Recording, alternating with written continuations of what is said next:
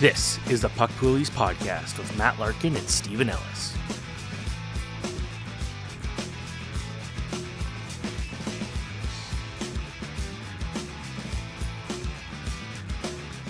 Hello, everybody. Welcome back to a new episode of Puck Poolies. It's Matt Larkin here, as always, with Stephen Ellis. And Stephen, I don't know about you. I have some crazy stuff going on in my league. What do you have going on in your little circuit right now? Well, first off, because I received a lot of messages about the Spider-Man video game from the last couple episodes after my comments. Finished it. Unbelievable. Again, worth buying a PS5.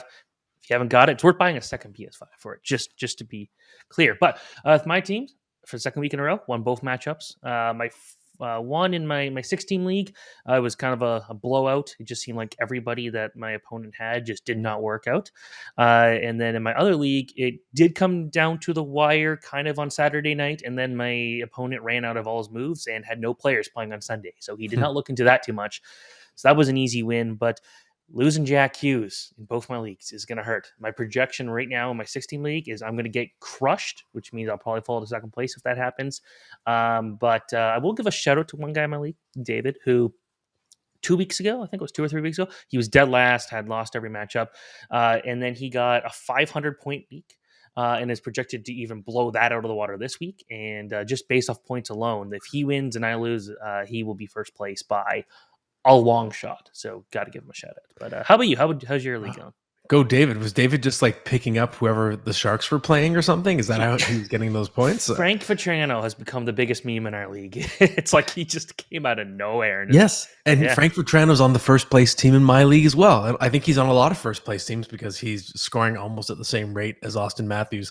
My league, it's still getting real weird out there. My backwards rebuild continues. I won again.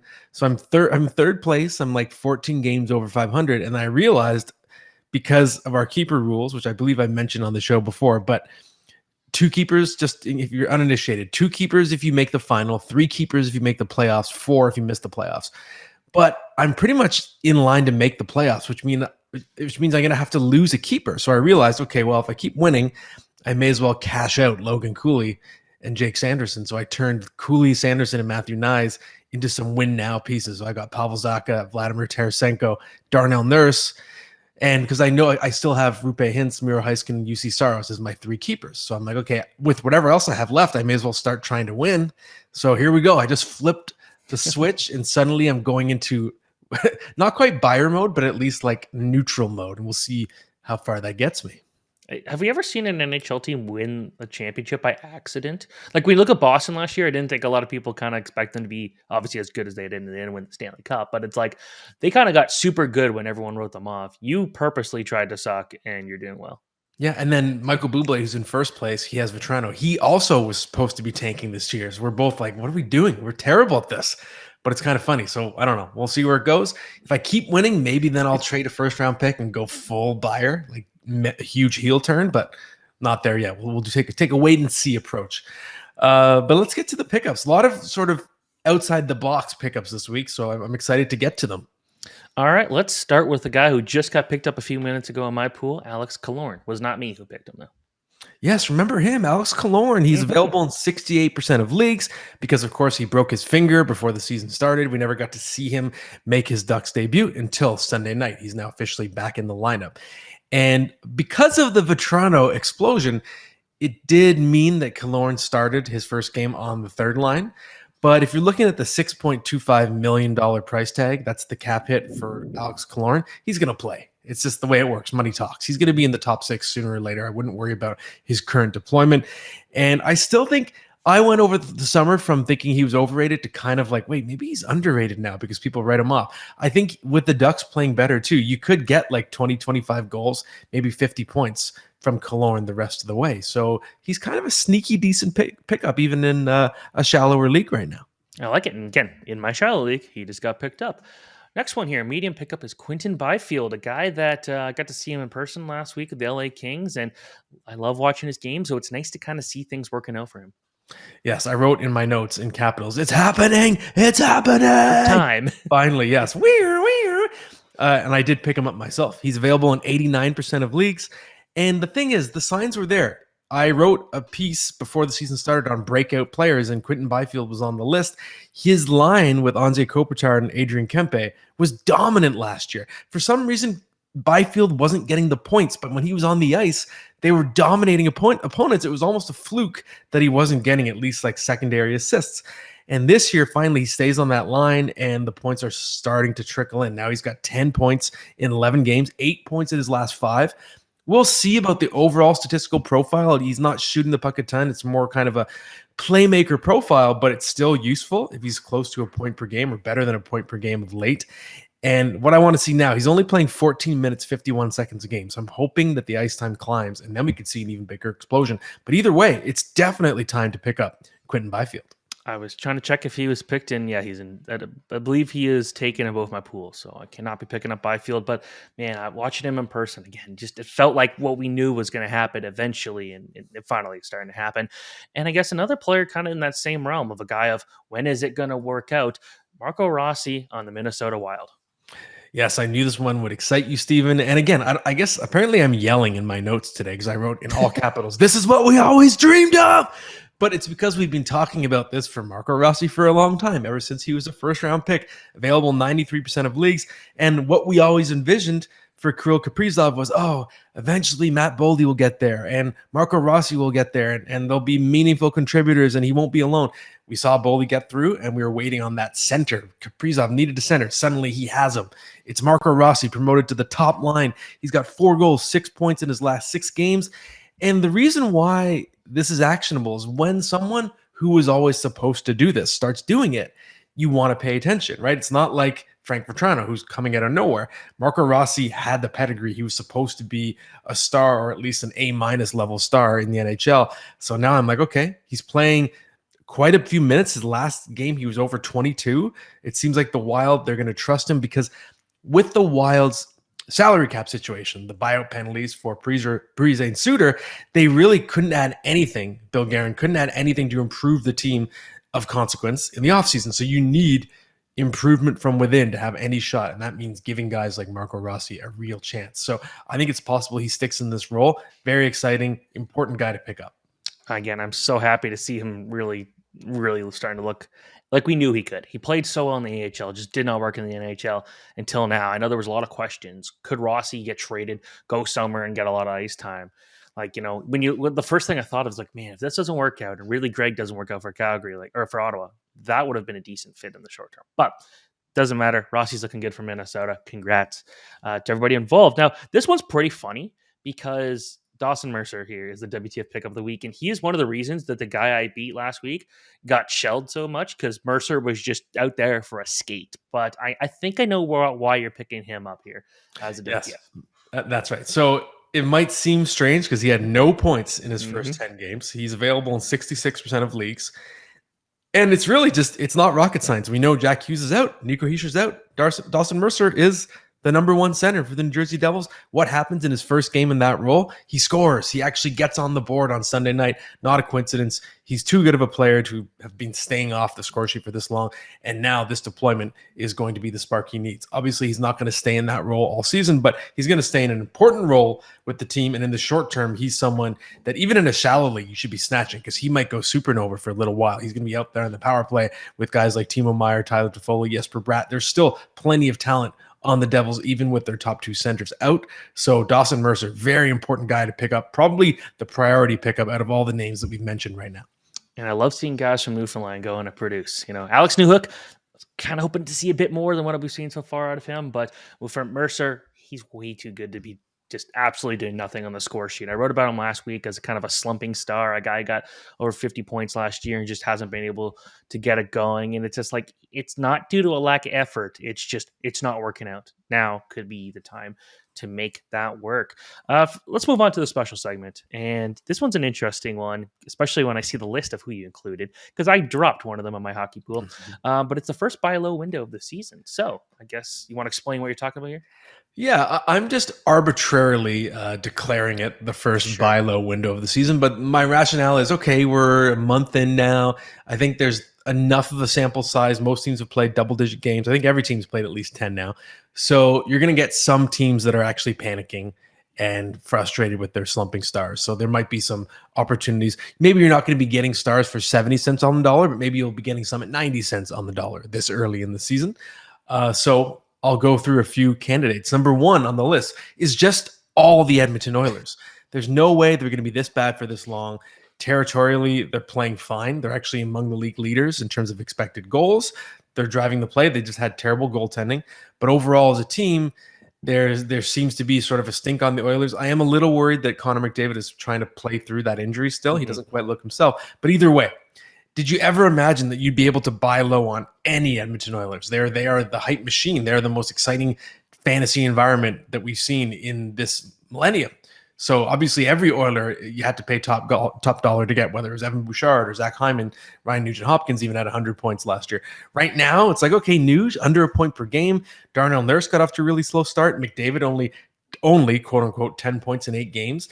If you can get even the slightest discount, like if you can trade, if you have Elias Pettersson who's got 20 points leading the league in scoring, if you can offer him for McDavid, whatever, if you can get just the slightest discount, I think you've got to go in and start making offers for all those Oilers, because I think they will still turn you a nice profit as the season progresses.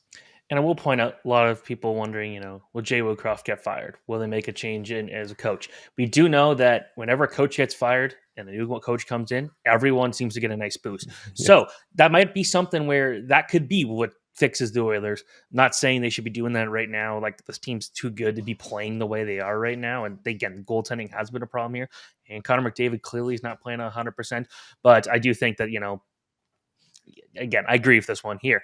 The other one, this one's kind of, we're recording this on a Monday for a Tuesday, but just, a few minutes ago, we heard that it looks like Andrei Vasileski might not be too far away. So he's one to watch.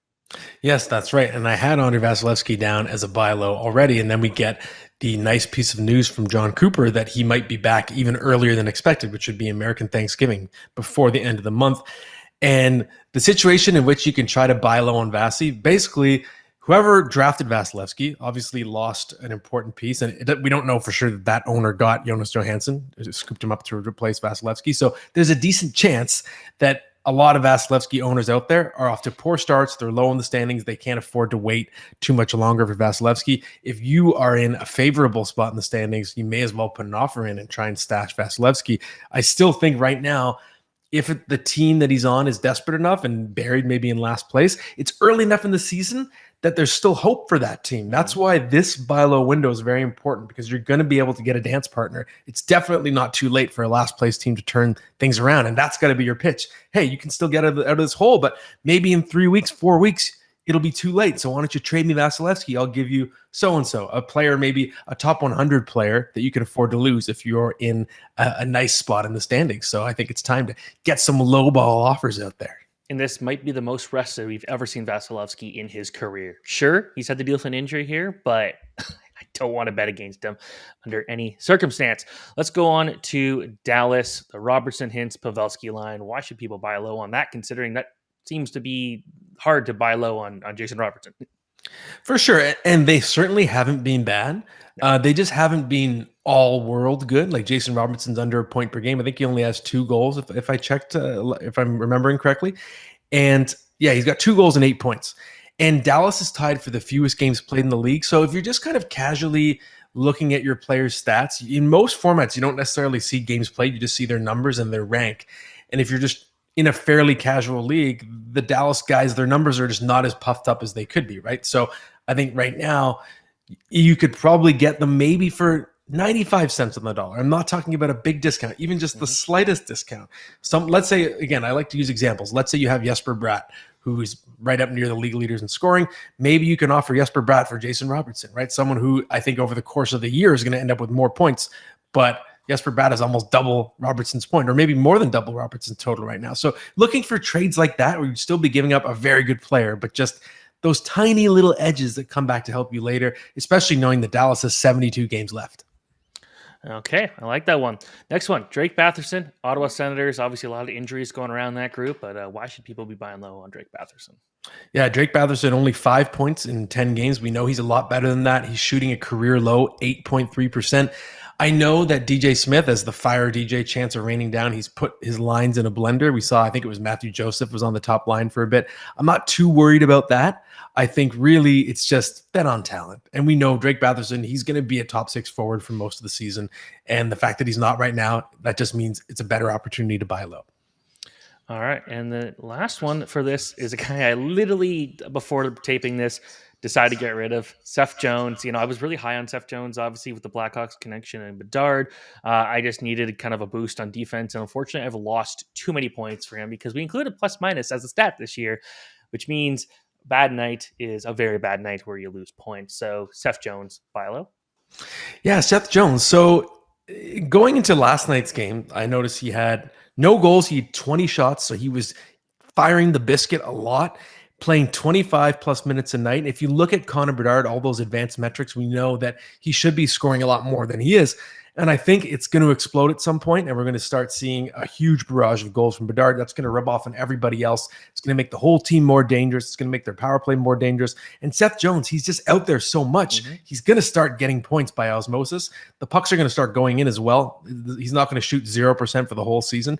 And so far, the plus-minus problem actually has not been nearly what it was last year. He's been fine. He's not killing anybody in that category, too. So I think that has also raised his floor in fantasy. So to me, he's someone that you can target because I think the Blackhawks are going to be better, not necessarily in real life, but in fantasy. They're going to have their time in the sun at some point this season. Okay, I like that a lot. I probably going to go back and get him at some points, but right now I needed to get some offense, and I picked up Philip Hronek, so I feel like that one worked out quite well. And it's time for the tip of the week before we welcome in our guest. And it's don't put too much stock into mid-season call-ups. This isn't baseball. Yes, and this is funny. I say this as someone who picked up Connor Zary and Raphael Lavoie and Matthew Savoy in the last few days. But here's why I want to explain it. If you play other fantasy sports, especially fantasy baseball, a call-up from the minors is a big deal. Mike Trout in his legendary rookie season was a call-up from the minors. You basically get your best prospects in the game coming from the minors because of service time manipulation. The best young prospects in the game don't start the season on their actual teams. It's not that way for hockey. Usually the true top-tier prospects either go right from the draft onto their NHL team or they just break camp with the team the next year, whatever it is. If you're calling guys up from the AHL during the season, you're not necessarily throwing them into major roles right away. You're usually calling them up for an injury replacement, maybe a cup of coffee, they get sent back down. If you look at last year, top 50 players in the AHL in points per game, the only ones who got called up and made a difference in the NHL, Kirill Marchenko, Tommy Novak. But despite what I've just said, it's very different for goaltenders. Goaltenders, it's 100% the opposite. You can actually get a major impact from a midseason call-up in net, and that's just the nature of the position. There could be an injury where you bring in a starter who ends up pushing someone else, Jordan Binnington being one of the most famous recent examples. So everything I've said, disregarded for goalies. But midseason call-ups, even if it's a good prospect, they're just a little bit overrated, and you can sometimes get too much excitement over someone who gets the call midseason. 100% agree, including a Matt Savoy, a guy I'm super high on, mostly because he will be with Team Canada at the World Juniors in a few months. Who's our guest this week? Our guest is our old pal, Nick Alberga is back. We haven't had him on in a while, and we want to catch up, so he is next. Okay, we are pleased to welcome back to the show our pal, the host of Leafs Morning Take, a great show. It's Nick Alberga. Nick, how you doing, my friend? I'm great. Thank you so much for calling it a great show. I think it's a work in progress as we are on a normal day-by-day basis. I'm okay. I won't lie, guys. It's been a tough start to my 2 fantasy leagues this year, and I'm really feeling it right now. How are you guys? We're doing pretty well. I understand tough start. For me, tough start is different. I'm accidentally doing well, and that's got to really just grind your gears. I'm not trying. I was trying to tank, and I'm doing well. Like, I'm in 3rd place. It's a disaster. So I'm feeling it in a different way, but maybe this first question I'm going to ask you, Nick, is going to tie to whatever's gone wrong. I don't know. But I want to know, in a fantasy context, what is the biggest surprise of the season for you? It could be good or bad. So there's a couple things that come to mind, like the Vancouver Canucks in general. I think, I expected them to make the playoffs. I will say that they were on my postseason ballot, if you want to call it that. Like, they were going to make it in my world. And again, there's plenty of racetrack, but it's more so the evolution of guys like Elias Pettersson this year, taking even maybe another step. Quinn Hughes playing like a Norris Trophy winner. Thatcher Demko in the Vezina conversation. Again, very careful. We're like 1/8 of our way through here, but the Vancouver Canucks in general, just where they're getting the offense, is great news to the ears of fantasy owners. Dylan Larkin's another one that comes to mind right away. Obviously, the exposure to Alex DeBrincat and the Batman and Robin scenario they got going on there. So right away, when you ask that question, those are the two things that really stood out for me. So we've seen a bunch of slow starters in the NHL already. Johnny Gaudreau's one, obviously Dawson Mercer. We talked about him a bit earlier in this show. But of all the slow starters that we've seen, who are you most worried about right now? So this one ties directly to me because I can't get a save from any of my billion goalies that I've been rostering this year. Hell, I was jumping at the wire on Monday to pick up Pyotr Kochetkov. He's been recalled for the 47th time or about to be recalled. I don't think he's been recalled yet, but too many stops and starts. Connor Hellebuck is my answer because I have no clue what the Winnipeg Jets are. On top of that, Rick Bowness is not with the team right now. And I just wonder what kind of impact that has on them, first and foremost. And that's taking nothing away from Connor Hellebuck. He got paid now. He's one of the premier goaltenders in the league. I believe he was the front runner in terms of the betting favorite to win the Vezina Trophy going into the season. I just don't think, Winnipeg's particularly a good team. And I think it's going to affect them defensively. Like, he has masked a lot in the past. And I wonder if Hellebuck's up to the task this year. So that's my guy. It's funny, we were talking about it on recent episode that things are wonky in Winnipeg because their defensive metrics have actually improved, and he's gotten worse because he's a rhythm goalie. Oh, the irony. Unlike the song Ironic, by the way, nothing in that song is ironic, which to me is the greatest irony of all, but I digress. There you go. I just want to take a shot at Atlantis there. Okay, so Nick, we always like to squeeze in a Leaf question just because obviously you have a great perspective with your show. What are your thoughts on the struggles of Tyler Bertuzzi? Is that a buy? Is that a sell? A buy low? What do you do with him if you drafted him? I would jump out. I think there was way too much noise around the guy to begin with. I think, as you guys know, in the fantasy world, he has his hot moments, he has his cold moments. It's been the case since he was the Detroit Red Wing. And I know last year, the finish in Boston, people are like, this guy's going to get 40 goals playing with the big boys. Just doesn't work that way. Like, I think he's your classic, like, dump now, just monitor what he does and then revisit later. It's not like anybody's going to be chomping at the bit to pick up Tyler Bertuzzi. A big part of the play with the player is his line deployment, right? If he's playing with the big boys, if he's playing with Matthews, if he's playing with JT, I get the sell. Maybe this week because of a 4-game slate for the Maple Leafs, you hang on just for a couple more games. But if you don't see it very, very soon, I wouldn't lose sleep over the fact that you have to maybe jump out on this guy. Just hasn't worked out just yet. So let's go with a super deep bench league scenario there. Yeah. Who's a seemingly irrelevant player that you stash now for later? So do you mean this from an injury standpoint or just in general? I think just in general, someone that, it could be injury, but anything. Just someone who right now doesn't move the needle and no one, barely owned or whatever it is, but actually is going to move the needle later. I have a couple then that come to mind. Bobby Brink's had a really good start with Philadelphia. Yeah. I've been streaming him quite a bit, and I think he's not getting much play for the Calder conversation, understandably so. A couple of injury guys I would look at. Max Pacioretty with the Washington Capitals. I know they stink, but this guy's a bona fide sniper if he can play. And the theme is Achilles injuries because Jack Quinn's another guy with the Buffalo Sabres, another pure sniper who I think at some point in time will return to that Sabres lineup and I think could make an impact fantasy-wise. And then I go off the complete board and go to the ECHL, and I go to Anthony Duclair of the San Jose Sharks. See what I did there? I think Duclair is going to be dealt at some point in time. When he does go to an NHL team, I think he could be a sneaky ad. So if you got the room on your roster and you want to roster a guy on the San Jose Sharks, who again I think are a Coast League team, then by all means. I love not just the shot, not just AHL. I love the skipping of a league. Just shots fired across them. That's awesome. Oh boy, I'm a Bobby Brink and Max Pacioretty owner, by the way. So you're nice. Music to my ears. Oh yeah, Bobby Brink, man. It's a deep league, as you can tell. Yeah. So earlier in the show, Nick, we were talking about Andre Vasilevsky, and I was mentioning him as a buy low, maybe someone that you target if your team is in a good position and the Vasilevsky owner is in the dumps already and needs to make a move quickly. But what's a price check for you in terms of a player that you would offer? I'm sure anyone listening, they love to hear examples in case they are trying to cook up a similar idea. So what would you offer for Vasilevsky? So I am a Vasilevsky owner, one of my keeper leagues. They were like, the news came out in camp when we already solidified our keepers. I said, you know what, I'm not going to make a big stink about it. It's fantasy sports. Like, guys get hurt and it's been tough. That's one of my teams. I have Hellebuck. He can't make a save. I have Korpisalo. He can't make a save. Like, it's just been really, really difficult. Vasi's going to solidify my crease, but there have been some people sniffing around. I would say at this point, and I know as we record this, I believe John Cooper a couple hours earlier said that, they're targeting American Thanksgiving, which is 3 weeks away, as we know. I think it's got to be pretty close to market value at this point in time for Vasileski. I just think goaltending is so hard to come by, especially somebody of the ilk of Vasileski.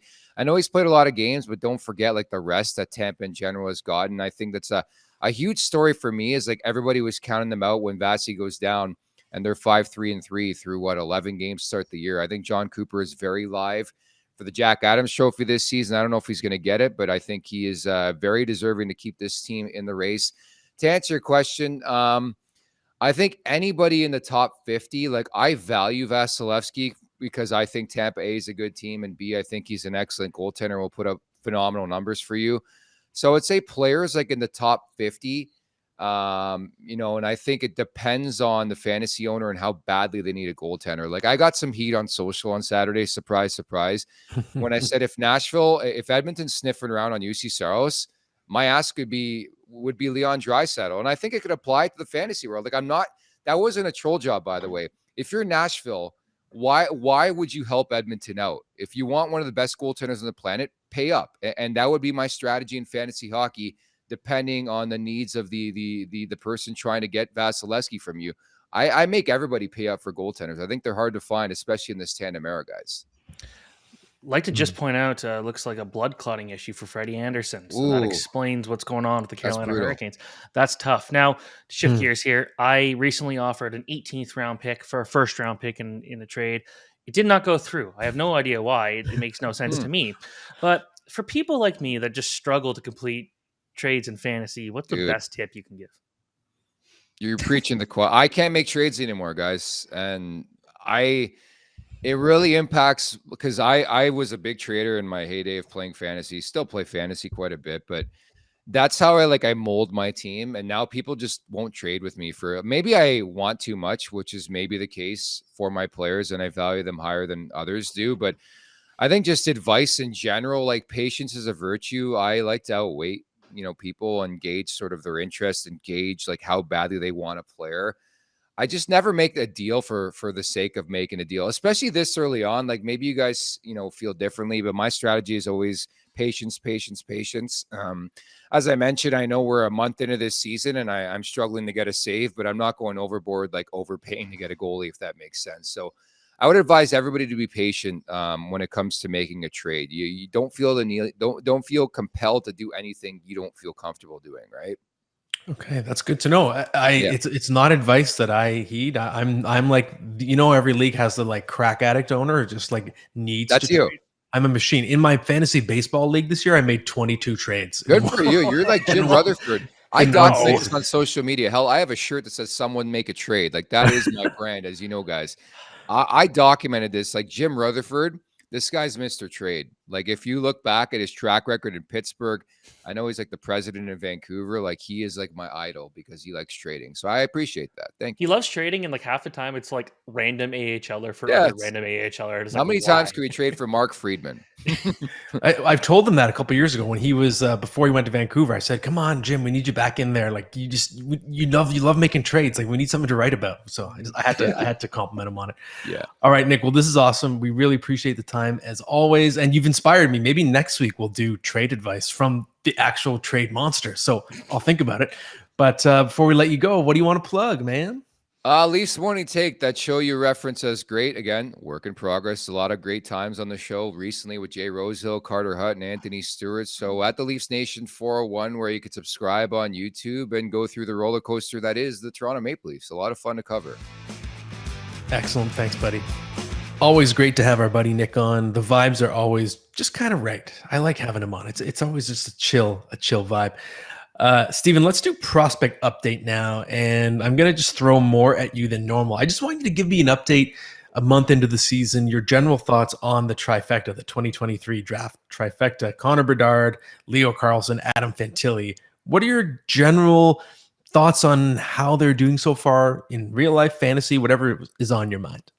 So obviously, you look at Connor Bedard, 7 points in his first 11 games. He's doing a lot for a Blackhawks team that is still not very good. On the ice, obviously, a lot of fun to watch this group, just kind of seeing how the young guys are kind of starting to take over here.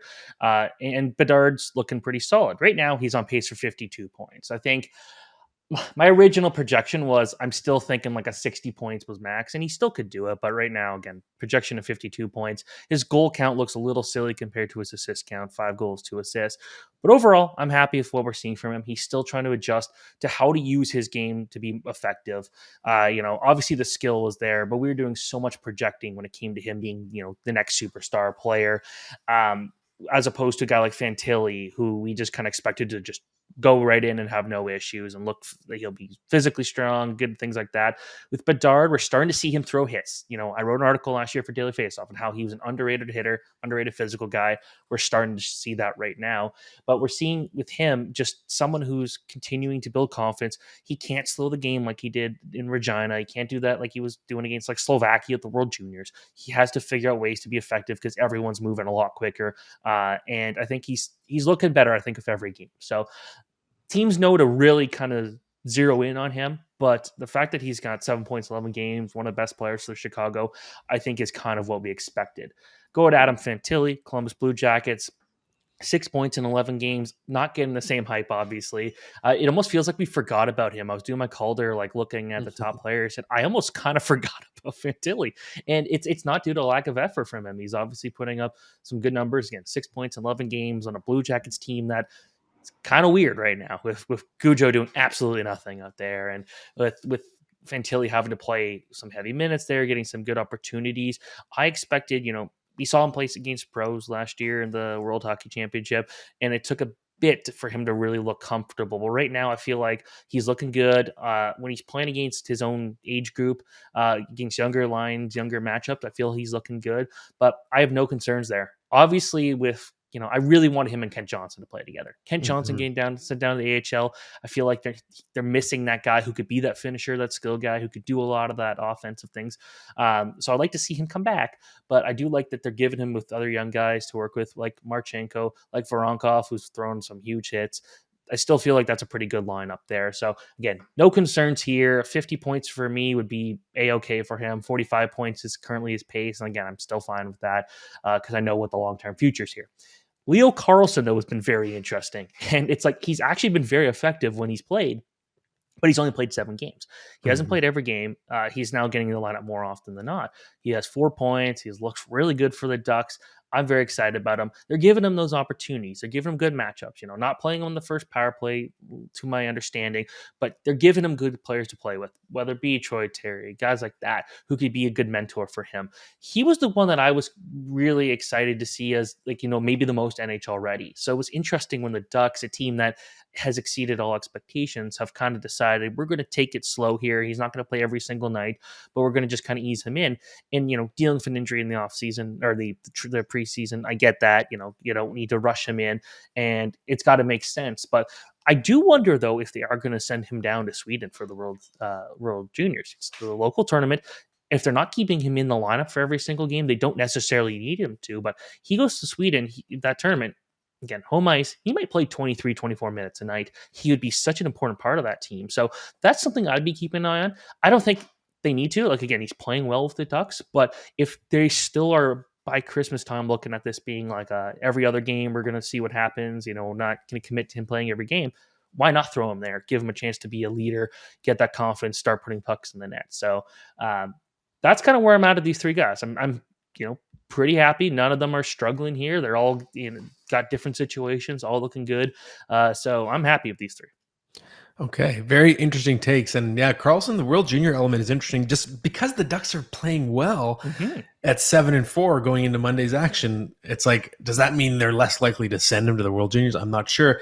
And what really is fascinating to me is if you look at Columbus, if you look at Cole Sillinger, Kent Johnson, Liam Foudy, Igor Chinikov, why can this team not develop its own forwards? And it's not like these are forwards they pick in the 7th round. These are their first rounders. What the heck is going on in this developmental pipeline? I feel like we need to do an expose on why Columbus is messing up all the young players' development. It's very strange to me right now. It's weird because they got one of the best prospect pools, and like when I wrote about them, I'm like, I did a top 10 in the summer of the best prospects, but I'm like 12 or 13 of them might actually be full time NHLers like 3 to 4 years from now. They're just that good of a young core, but it seems like getting the success they need. Like Kent Johnson had over 40 points last year. Like he quite like I mentioned when we were at the NHL Awards, I'm like, I feel like Kent Johnson got so disrespected by the Calder voters this year because he was consistently, in the top 10 in scoring, was doing some good things, and just kind of got no love. And it's like now he's not even playing. He's looking great in the AHL right now. But to go back to the World Junior element, a certain Boston guy that I think everyone's kind of surprised that Matthew Poitras is still with the Bruins, but he's played well enough to stay there. But if he starts to slump, do they send him back? Yeah, they've burned the first year of the NHL entry contract, whatever. But if they send him back, there'd be some things you need to focus on, being a bit more physical, but you don't really improve in the OHL, and that's where the NHL would be. But just being just this confident shooter, a guy that didn't shoot as much last year as we hope he would, going back and kind of being able to destroy the OHL again. Not fully convinced that's where he needs to be, but if he starts to struggle, it'd be interesting to see if Canada alone gets him for the World Juniors from Boston. Yeah, for sure. And it seems like Canada's shaping up in any scenario. They're going to have a pretty stacked roster for the World Juniors. Not as good as USA, though. Not as good as USA. I point that out, but it's going to be. Okay. That's exciting. It'll make for a good tourney. Steven, we're going to do the best bet of the week now. And this is an exciting one because it's going to feel really weird and hot takey. But my bet is Connor McDavid, Hart Trophy, and Connor McDavid, Rocket Richard. Put some futures bets down on this up-and-coming prospect. But why I'm doing this is you're getting plus money at the moment. These are the odds a few days ago in Patano, but you got to shop around. Plus 150 for the MVP, plus 500 to lead the league in goals. The fact you can get plus money on any type of McDavid bet right now is not normal. And he's currently 10 points off the NHL scoring lead. Obviously, the slow start, 10 points in his first 8 games. But how fun is it to say, you know what? You know who I should bet my money? I'm going to put my chips on? Connor McDavid. I mean, if anybody's going to turn things around and go on a gangbusters run, it's him. Assuming he's healthy, obviously that's a concern. I don't know if he came back too early because of the team's record and he's trying to rush into action. Maybe he'd be better served sitting a game or two. But either way, if you get a 70-game season from Connor McDavid, I think he could still win the scoring title. And now Jack Hughes goes down. That's one of the major competitors that's not going to lose that games advantage that he had because McDavid missed a little bit. So I just love the fact that you can get this bet on Connor McDavid right now. It doesn't feel like you ever get that kind of value. So why not take a quote-unquote swing on this plucky underdog? He's still on pace for 100 points this year. He missed 2 games. It wasn't a long. I thought it was longer to be honest, but he missed 2 games. Wait till if it is real that he was rushed back and he's not 100%. Wait till he is 100%, and we know he can pop up a 4-goal or 4-point, 5-point night just kind of out of the blue. And then all of a sudden, those numbers look even stupider, and he's just flying away with it. So I would not be betting against Connor McDavid. Even though he's not the top scorer right now, we just know what he's going to do. A bad year for him is still the best year of a career for almost every player in the league. Yes, exactly. So let's open it up to a few questions now. All right. First question comes from Sean, who asks, Kyrou dropped in my league. Drop Pacioretty or Patrick Kane for him? And if so, who? Thank you, sir. Yeah, so Sean, I know I was talking to you about this on Twitter before, and my initial inclination was to drop Max Pacioretty in this scenario. Then we saw some photos surfacing from the Capitals of Pacioretty skating, and it's like, oh, wait, he's out there. Does that mean he's close to a return? But then this is like the little mini roller coaster. But then the Capitals are saying it's still a long road back. With Achilles injuries, it just seems like the frequency of re-injury, we just saw, if you're a football fan, it just happened to Cam Akers and, of course, Kirk Cousins, but the re-injury rate, and Pacioretty's already had a re-injury, it scares me.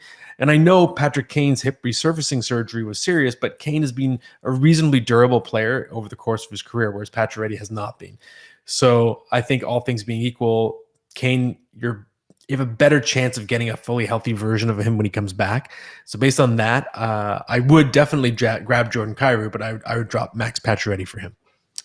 All right. Jason Silva asks, Joseph Woll, sell high, 12-team league. Don't think I'll get a better goalie via free agency, but the Toronto factor makes me want to explore moving based on hype. Do you believe he's the real deal? Now, if I'm correct, this question came, and since then, Woll's had a couple of not so great starts, but your thoughts kind of there. Yes, I absolutely do believe that Woll is the real deal. Even with a couple of moments where he looked more human after his great first few starts, he still has a 925 career save percentage in 17 games. He's outplaying Ilya Samsonov this season. I predicted before the season he was going to overtake him. I stand by that prediction. I love his makeup. I love his athleticism, his general poise. I just think he's starting goalie material. So based on that, I think you have to be careful if you're selling high on Joseph Woll. In a 12-team league, maybe, because there could be some quality options available.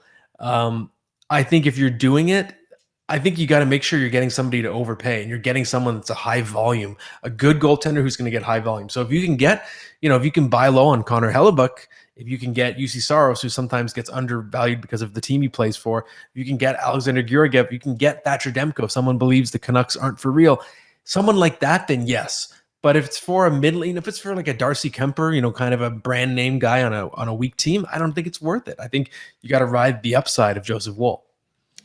Okay, I like that one. And this is an interesting one from Damien, who asked a couple questions in the past. Long term, David Jiricek or Brant Clark? Okay, I'll get your take on this one too, Stephen, after I'm done. But this is a tough one. If you're in a banger format, I can see the appeal of David Jiricek. To me, his long-term statistical profile, I think it could be very similar to Moritz Seider, where he just stuffs the stat sheet because he's physical, he's got a big shot, he's going to get power play points, he's going to block shots, he's going to do a little bit of everything. But that said, the ceiling for Brant Clark is just so tantalizing. We've talked about him a lot on the show before. Anytime a defenseman at any level is getting 2 points a game, which he did roughly with Barrie last year when he came over there, I just think that moves the needle so much for me. And I am a big fan of Jiricek, but just for pure scoring potential, Clark's is just off the charts. So I lean slightly toward him. Yeah, I'm going with Brant Clark too. When it comes to actual on ice play, Jiricek is the better defender because, and I've written about it a few times, it feels like just the modern, like the defensemen we're seeing now, just don't play a lot of defense. Lane Hudson is a perfect example of that. He should be playing forward. That's 100% where he should be because he gets beat way too much in his own zone.